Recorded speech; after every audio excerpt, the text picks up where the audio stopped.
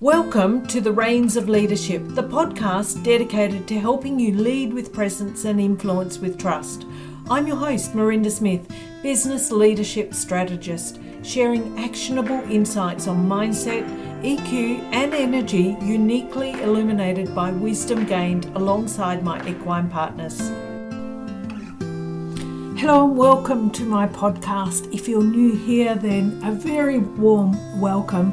And if you're an ongoing listener, and I know there are many of you now listening, so welcome back. Today I'm talking about feeling judged or maybe just quietly doubted for doing something new. Have you ever had that feeling? I know I have. And maybe, when you said to your friends and family you are going to start a business, or you moved to that new town, or began that unexpected hobby or course or career change or whatever it is. And instead of encouragement, you got maybe an awkward silence, a strange look on the face, or concern, or those little comments wrapped in humour but edged in judgment. At those times you're expecting cheers and yet you get crickets, or worse, confusion. So why does this happen? Why don't others always believe in us, especially when we need it most? Today we're stepping into one of the most quietly painful and very human leadership moments. And it's about being misunderstood by the people who know you best.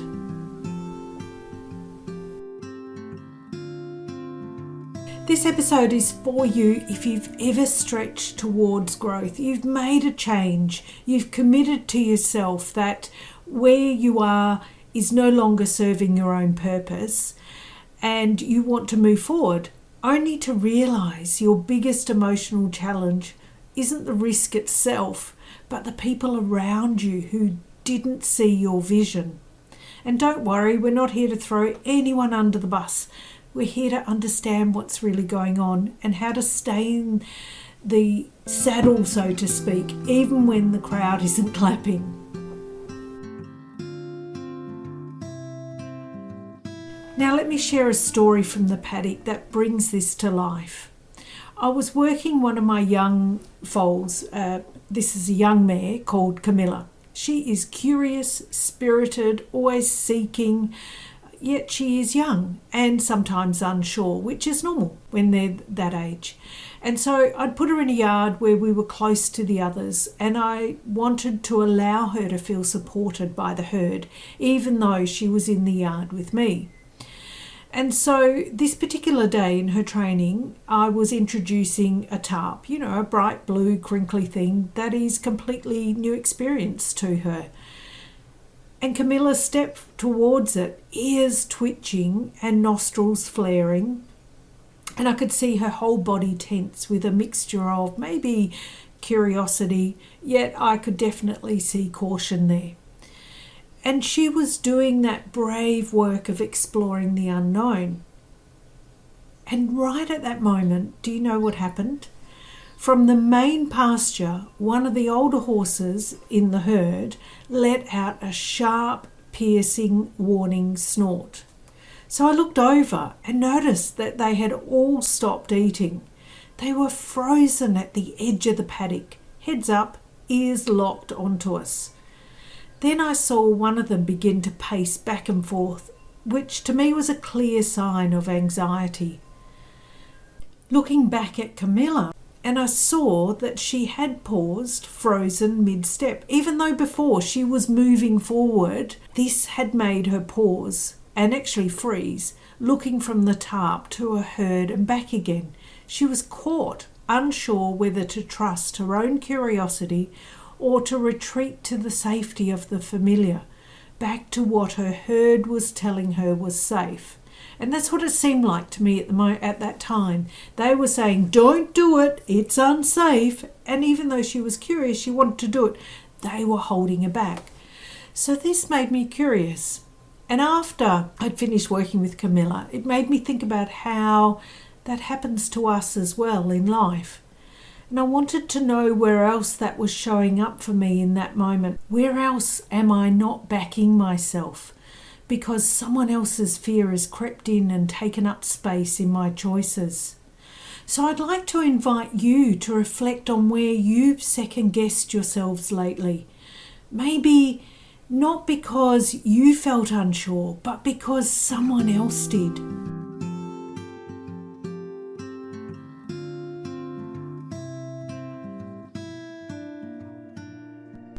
And as I tuned into myself and my own circumstances, what I realised about the herd was that they weren't being malicious. They were trying to protect her based on their fear, not on her potential. Their warning snort wasn't about her lack of ability. It was about their own discomfort with the unknown, that crinkly blue tarp.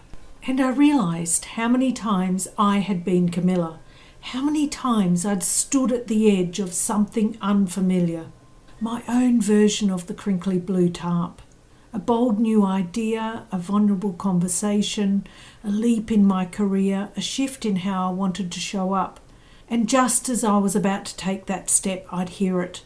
The warning snort from my own herd, so to speak. Not from the horses or the donkeys, but from the people I loved most. My partner, my friends, my family. They didn't say don't do it outright, but their eyes certainly showed worry. Their questions came laced with doubts, their silences just long enough to sting. And without even realising it, I'd paused or pulled back. I mistook their fear for wisdom. I assumed their hesitation was a reflection of my own unreadiness, that maybe I was being reckless, that maybe this dream was too big, or maybe I wasn't enough. But what I've come to understand is this: their reaction wasn't a reflection of my capability. It was a reflection of their boundaries, their fears, their thresholds for uncertainty. They were trying to protect me, not from failure, but from their own discomfort with the unknown.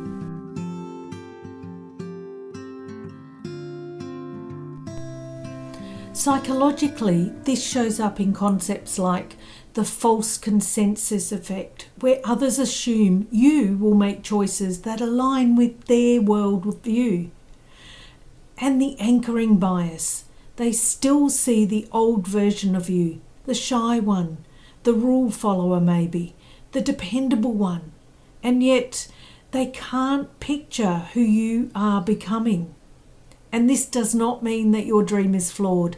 It means it's brave. It's stretching the perimeter of what others think is possible for you and maybe even for themselves. This isn't a flaw in your vision. It's a sign you're ahead of the curve. Resistance from others isn't always a signal to stop.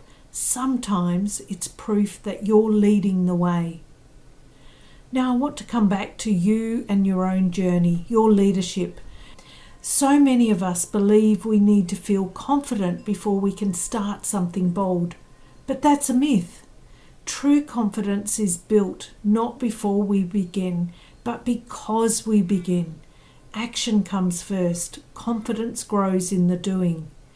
And this is what psychologists call the competence-confidence loop. It's a powerful cycle that works like this. You take a small, uncertain action. Maybe you post that first article, make that first sales call, or you just walk into a new class. That action gives you a piece of data, a little bit of competence. That competence, no matter how small, fuels a spark of genuine confidence. And that confidence makes it just a little bit easier to take the next action. It's that virtuous cycle. Each step, each attempt is a deposit into your confidence bank. And that's what I was trying to do with Camilla and the blue tarp. Small steps to build her confidence. And in training we call it scaffolding. So building on that confidence and her getting her competence up, so then her confidence is stronger. But this is hard to do in a vacuum, especially when the herd is snorting in the background. And this is where we get to one of the most surprising and beautiful parts of growth.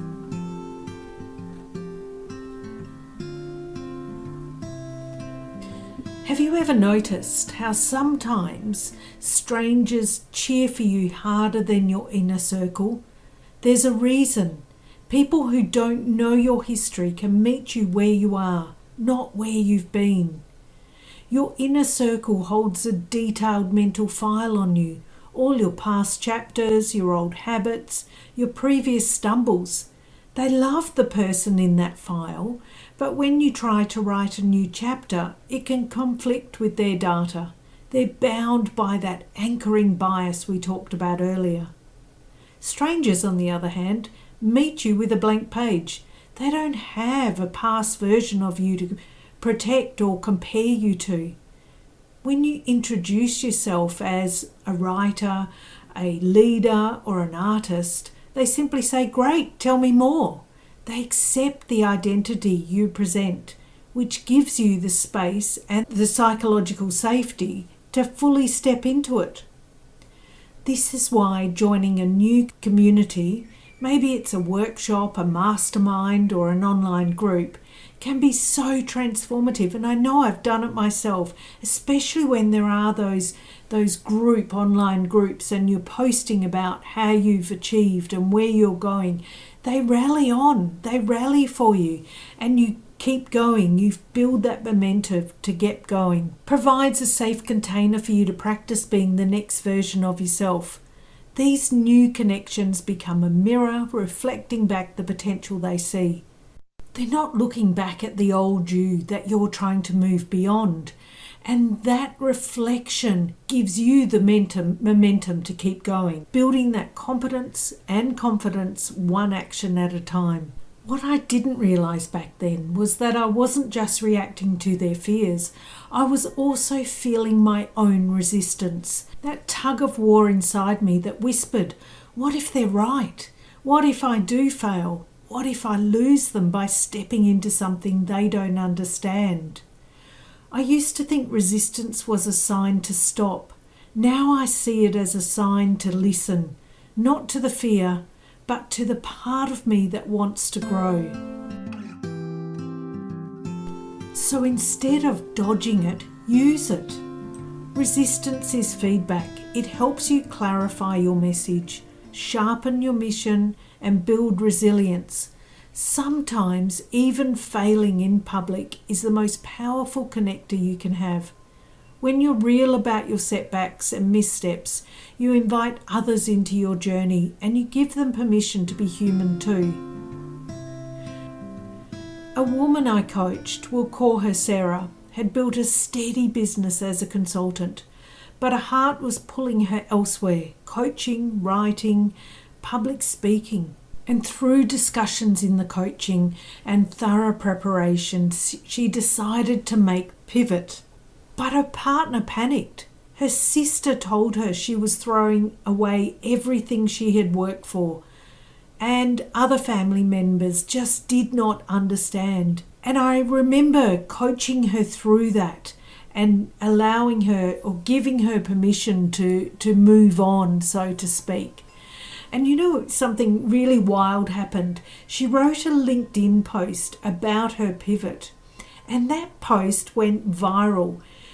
And in that post, she found a whole new community, strangers who saw her not as a question mark, but as a lighthouse. Today, she's booked out 6 months in advance, so she had that vulnerability, she wrote about it, and now she is booked out. Strangers believed in her before her loved ones did. Why? Because strangers don't have that mental anchor. They meet you where you are, not where you've been. So what do you do when your inner circle doesn't clap? Here are 7 trustworthy shifts to help you lead forward even when support lags behind. Seek feedback from the future, not the past. Talk to mentors or coaches or peers who reflect where you want to go. and then not looking back at where you've been. Detach from needing inner circle validation. You can love them and still lead yourself forward. Welcome unexpected allies. Just like a horse finds trust in a new rider, sometimes your next champion comes from outside your immediate circle of influence. Turn resistance into refinement. Ask yourself, what is the resistance teaching me about my clarity or courage or even my communication? Fail forward. Failure isn't the opposite of leadership. It's part of it, and it makes you relatable. Build confidence by taking action. The more you do, the more capable and credible you feel and become. Let purpose, not proof, fuel you. You don't need to prove anyone wrong or show someone that you can do it. You just need to prove to yourself that you are capable and you are right. Let's go back to Camilla. She finally did step into that tarp. She was maybe trembling, but she was determined to do it. And because I'd broken it down for her, it was way easier. And the beautiful part of that is once she actually crossed it, the other horses slowly allowed her to move forward, and their heads dropped down and they continued eating. So leadership isn't about getting approval before you act. It's about trusting your instincts long enough for others to recalibrate to your courage to move forward. Sometimes you have to be the one to step on the tarp first, even when your legs shake, even when the herd hesitates.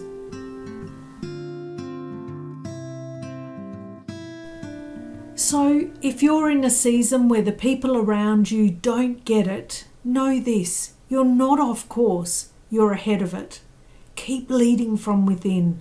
Let your actions speak louder than your fears, and trust that eventually the right people will match your stride, or you'll find new companions who do.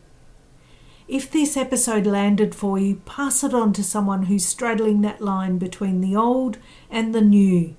We grow faster and gentler together. Thanks for listening.